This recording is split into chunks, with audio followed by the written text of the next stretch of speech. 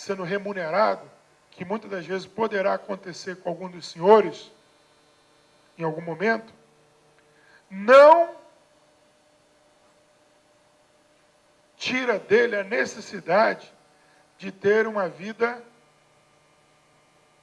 de testemunho, uma vida de respeitabilidade.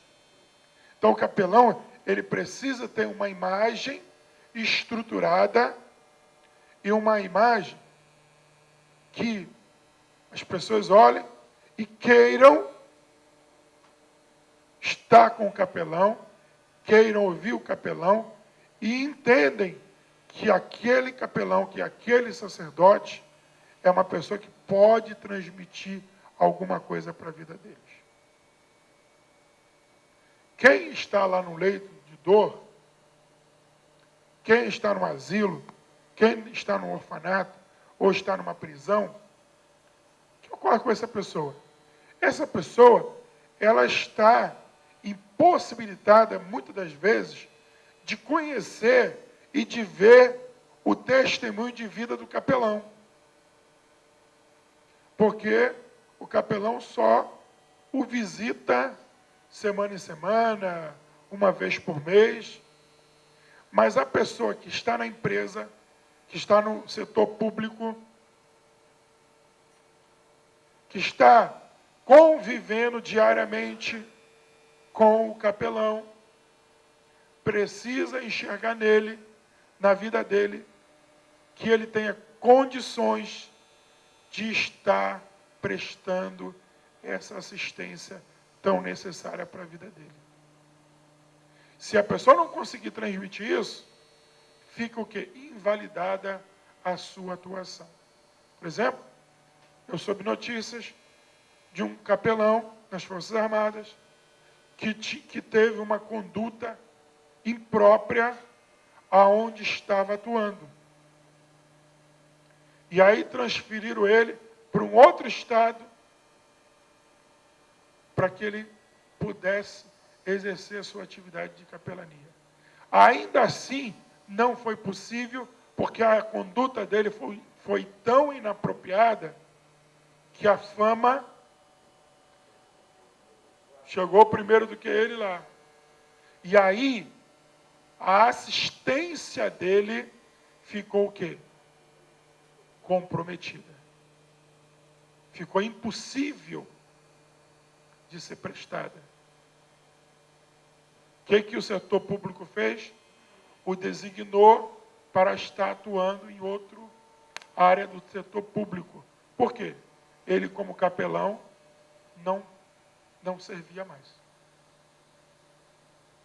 Então, mesmo numa empresa, mesmo numa entidade pública, seja ela militar ou civil, o capelão precisa ter o quê? Uma vida, uma postura ética, moral, espiritual, porque senão a atuação dele ficará comprometida.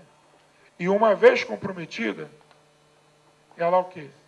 Ela fica totalmente ineficaz. As pessoas não vão chegar mais a ela. Por quê? Porque ela comprometeu, através do seu testemunho, a sua atuação.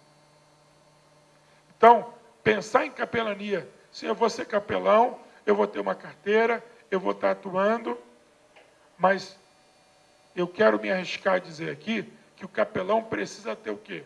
Uma vida com Deus. Ele não vai atuar como pregador na sua função. Mas ele precisa ter uma vida espiritual, seja ele católico ou seja ele evangélico. Ele precisa ter uma vida espiritual. Ele tem que ter uma vida pessoal pautada numa conduta ética, moral e cristã, suficientemente capaz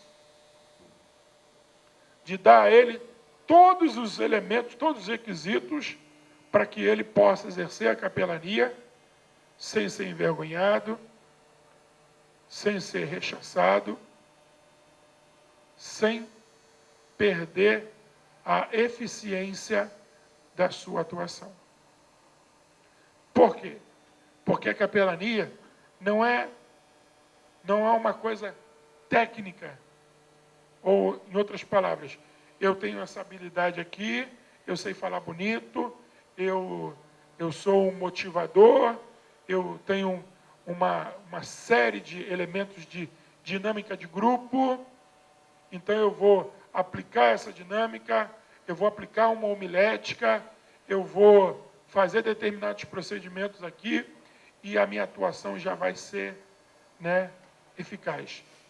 O capelão, ele pode ter uma série de habilidades, mas a habilidade maior dele, vamos dizer assim, o cartão de visita dele, a verdade dele é a sua vida. Ele precisa ter conteúdo para transmitir. Ele precisa ter experiência. Ele precisa ter algo para transmitir às pessoas.